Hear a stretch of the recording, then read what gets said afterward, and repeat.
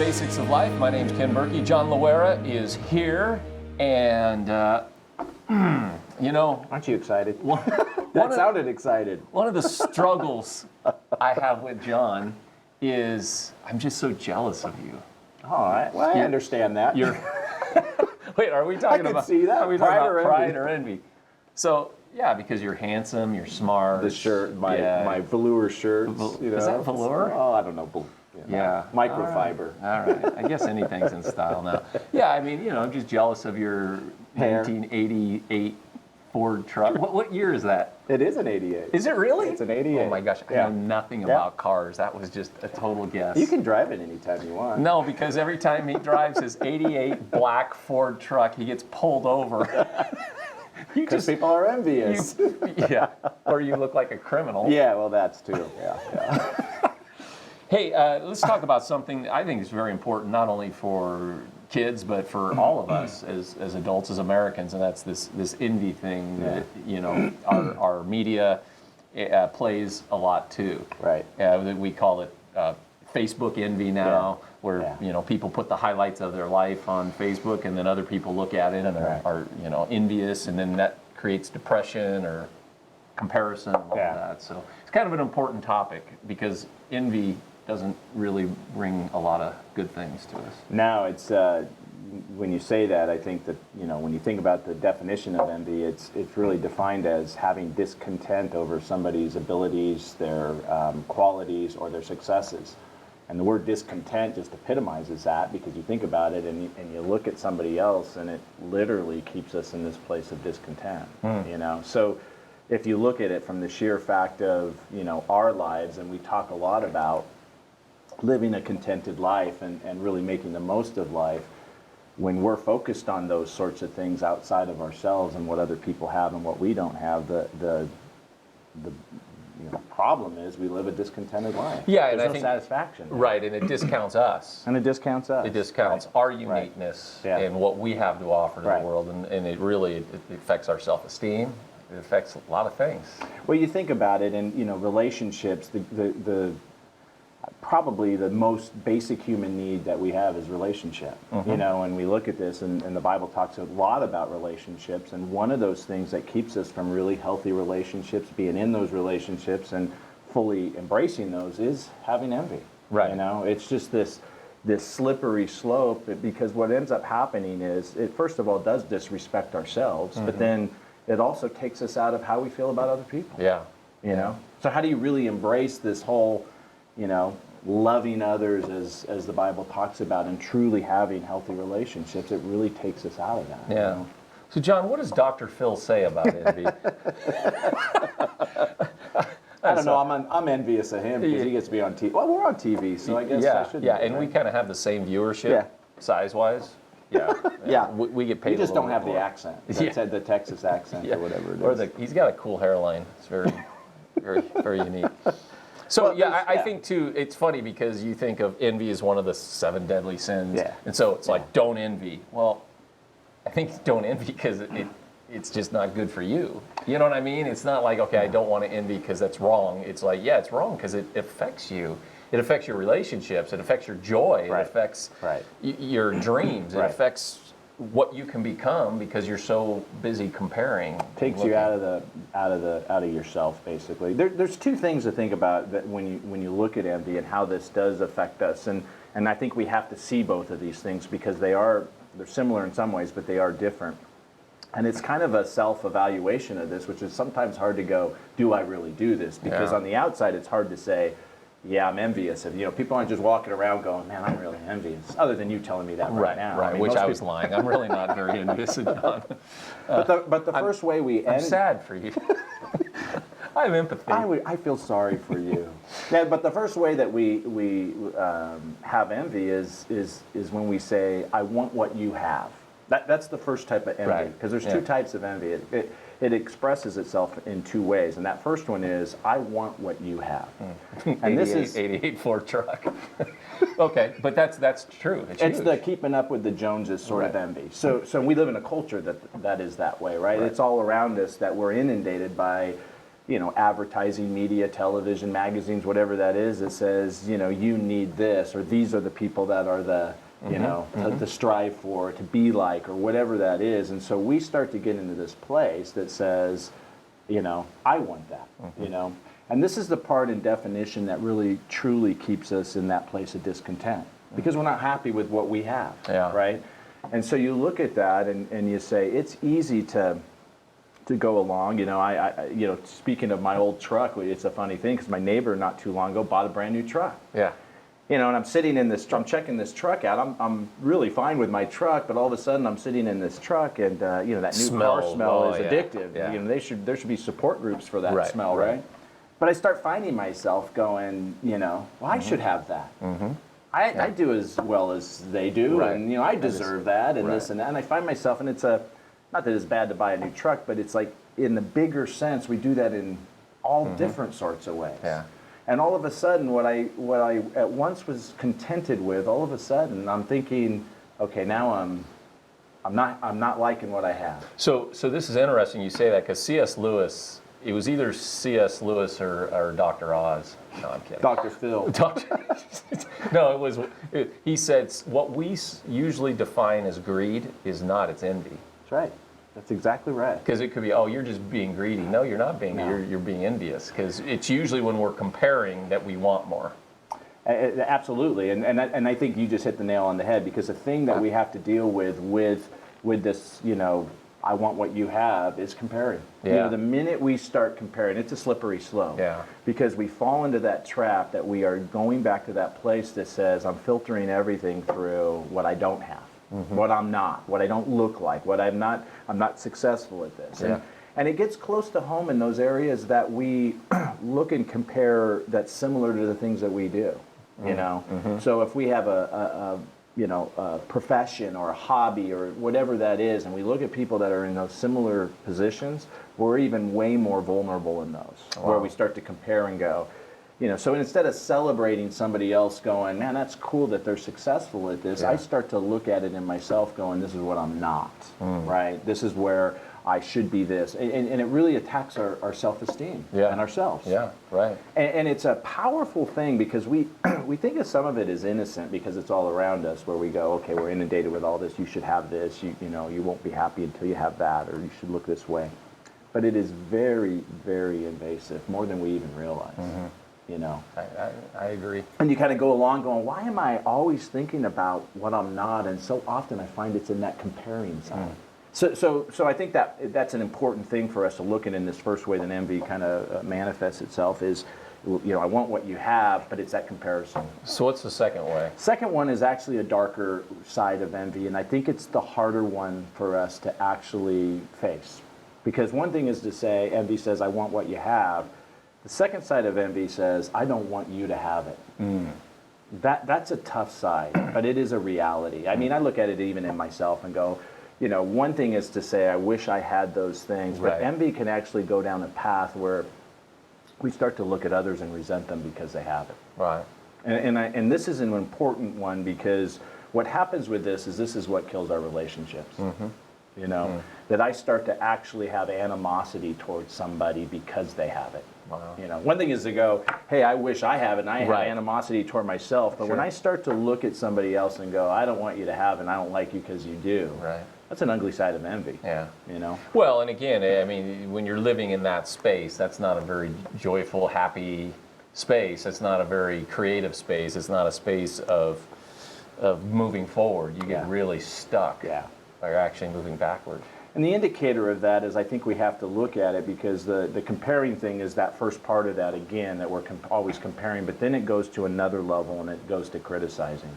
And when we start to actually go, yeah, but look, and we start to talk that person down, we want to bring them down to our level. Yeah. It's not about, when you look at pride is us wanting to get ourselves ahead of it, but what happens so often with envy, and this kind of envy, is we want to bring people down to our level, you know. There's an analogy that fishermen use that catch crab, that they'll catch them in these baskets, and if one crab tries to climb out of the bag, the other ones grab them and pull them back down. Wow. It's an interesting phenomenon, because it's like, if I'm getting caught, you're getting caught.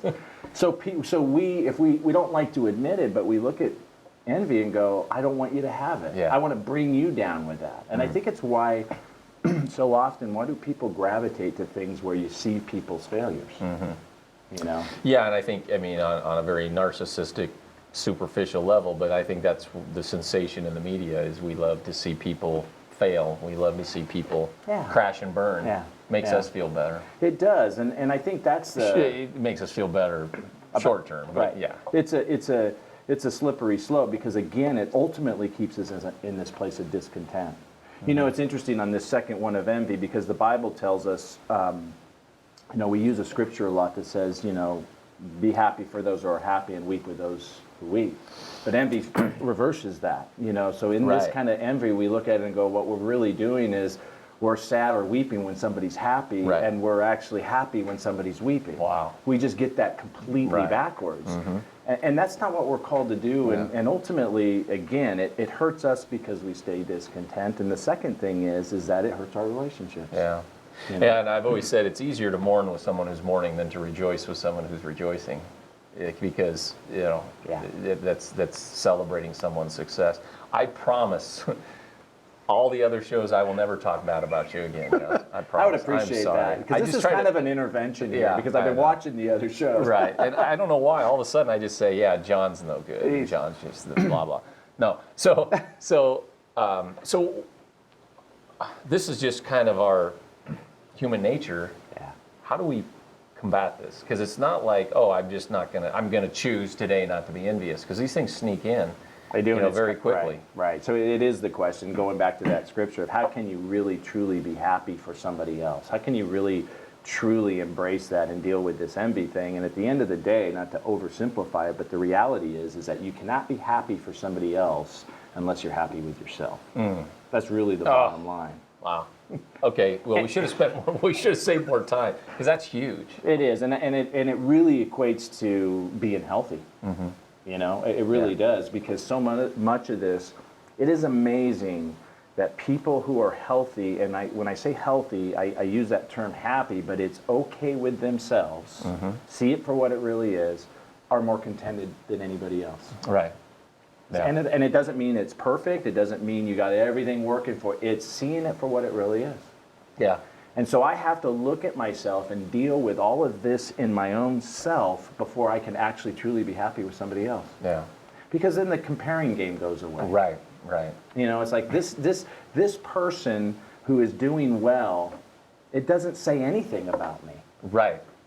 I can just be happy for it. Doesn't mean it's them or me. Yeah. It's both of us. Right. Right? It's That's like, good. hey, that's okay. Right. You know? And I think we have to consciously, it's almost a thought process that we actually have to go through and start looking at, you know, ourselves and going, okay. And it's investing in ourselves to go, hey, embrace the stuff that how God wired you up. Right. There's this great saying that says the grass is always greener on the other side of the fence, but the reality is, somebody else said, the grass is always greener where you water it. Right. So it's taking yourself and making and becoming the best you that you can be. Yeah, we kind of started the show with that, and that is that you're really discounting yourself. Totally. When you're envious of everyone else, because you have gifts, you have talents, you have passions and dreams, and, you know, all the things we talk about. Right. And to water that, to invest in it, become the, you know, I guess it's the Army or whatever that says be all that you can be, and it's really a mantra for ourselves to go, God created us this certain way. Embrace it. It doesn't mean you can't get better at stuff or grow or do whatever, but work on that stuff to get better. Yeah. Yeah, and again, the cliches come in, but you're one of a kind is really the truth. It is. But we're so busy trying to be like someone else, or you know, so envious of someone else, we can't be that one of a kind. And when we're doing that, then that's where the comparing comes in, and we're always evaluating ourselves through that comparison instead of evaluating it in ourselves. Yeah. Hey, am I the best person I can be? Am I, you know? Yeah. That's why we have this shape class, and we do this every now and then, you know, which is kind of the steps of how God wired us up for us to, I mean, which is probably one of the tangible steps, is really understanding how God created you. And you said it, you know, one of a kind, we're unique. And you go, well, what does that mean for me? How am I unique? Yeah. How did God shape me? What are my abilities and my talents and my giftings and, you know, my personality and all that? And then go, am I making the most of those things? Right. That's really what we can control, not somebody else's success. Yeah. And one of the things on shape that I think we can be envious of is we can get stuck in our experiences rather than lean into them. Yeah. Our journey, good and bad, and even our journey we think was bad, maybe was for a reason, who knows. But those experiences, to embrace them and to use them. Yeah. And you see people who do, they're no longer shameful of their journey, but they've learned from it, and then they end up helping others, and they end up being liberated. But if you're embarrassed about, your past, then you're always envious of people who didn't have that experience. Right. So exactly. And so you're holding that inside, and I think that's a really important evaluation that you have to do in yourself. Yeah. Is to go, am I doing that? Because you're right, and experiences really are part of who we are. It is the uniqueness, and in some ways, as we heal through those things and those experiences, and how we learn from them and what we give to others is gold. Yeah. And so you go, I'm valuable because of those things. Right, exactly. I'm not labeled by it. I'm not, less than because of it. I mean, I know our society wants to at times point that out to keep us down, and we have to remember that is just false. Right. It's so untrue. Yeah. Well, and again, a whole other topic, but that's why we got to forgive ourselves too. We're the hardest on ourselves. We are. Why didn't I? Why didn't I? Why didn't I? Right. And you can't go back anyway. And so it's going forward saying, I'm going to use all of those experiences because that makes me unique. And you can't be happy for others unless you're happy with yourself. It's powerful. Yeah. Man. Dang. I wish. So can you finally be happy for me? No, because you are not happy with yourself if you're not. Now I'm envious that this was probably one of the best shows you've ever done. But it wasn't that good. Can't you it be wasn't happy really for that me? good. Yeah. Can't you just be happy? I am going to be happy. That was great. That's really, really good stuff. And I think, again, the simplicity of don't be envious. Oh, yeah. But when you really get down to why and how it affects you and the liberation of when you're not envious. Because, boy, our culture, is everybody, be that celebrity, be that person, or we're just comparing against everyday people saying, well, they seem more successful than I am. And it's really put those blinders on. Yeah. Comparing is horrible. Oh, it is. And, if you think about it, underlying so much of destructive behaviors that we do, underneath a lot of that is envy. Yeah. If you start peeling back some of the reasoning behind that, what people's motivations are and what, I hate to say it, but marriages that implode, relationships that fall apart, crime that happens, in a bigger sense, wars that have been waged. I mean, envy is interestingly enough at the center of so many things. So that's where we can go, everybody a little envy, whatever, but we have to really see it for what it is. That says that has to be managed. Right. Because it'll take over who you are, Wow. Okay, so I'm going to try not to be envious of you anymore, and I'm happy. You can still tell me how great I am. You are amazing. So we should probably talk on pride for the next show. Yeah, because it's hand in hand. Yeah. Well, let's do that then. Let's talk about pride in the next show. But I'm not prideful. I'm very You're the humble. most humble person I've ever met. It's actually, you'd be envious of my pride. Because I was going to say one more thing, though. I think when if you look at certain cultures that say, hey, be who you are, and there's not like 3 paths to success, what you end up seeing is creativity just rise. Absolutely. But I think there's a lot of creativity squelched because we're trying to fit into certain molds. And that has a lot to do with comparing, which is ultimately envy. That's huge. And that goes back to embracing your uniqueness. Right. And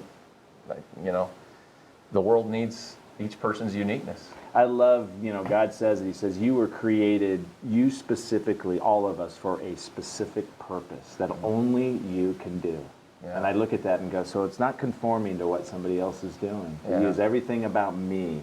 And I go, that's awesome if you think about it that way. Yeah, it is. It's like, and then to see other people that same way. Yeah. And God did the exact same thing for you, so I need to be happy for you.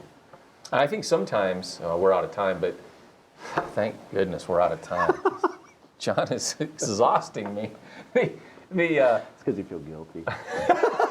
I think you got to go sometimes all the way back to childhood to see before you were envious? Yeah. And what were Yeah. your passions? Yeah. What did you love? What did you, because Yeah. you know, you get into high school or you get into where you're aware enough of what, quote, success should be, Right. whatever. I mean, Right. life happens Right. as adults, but sometimes you got to go way back and just go, you know what, why, I need to lean more in, because that's who you are, that's your passions, it's your strength. It takes work, but it's absolutely worth it. Yeah. You know, I'd challenge everyone just to do the work because it's absolutely worth it. You'll be better, you'll be healthier, and your relationships will be better. Great show, man. I mean, we've been off the air for 5 minutes, but we're just, but it was pretty good. So. Hey, we're going to come back, and next show is going to be about pride, which John and I don't struggle with at all. No, so I'm an expert at that. yeah. So thanks for being with us. Great job. Thanks, man. We'll see you next time.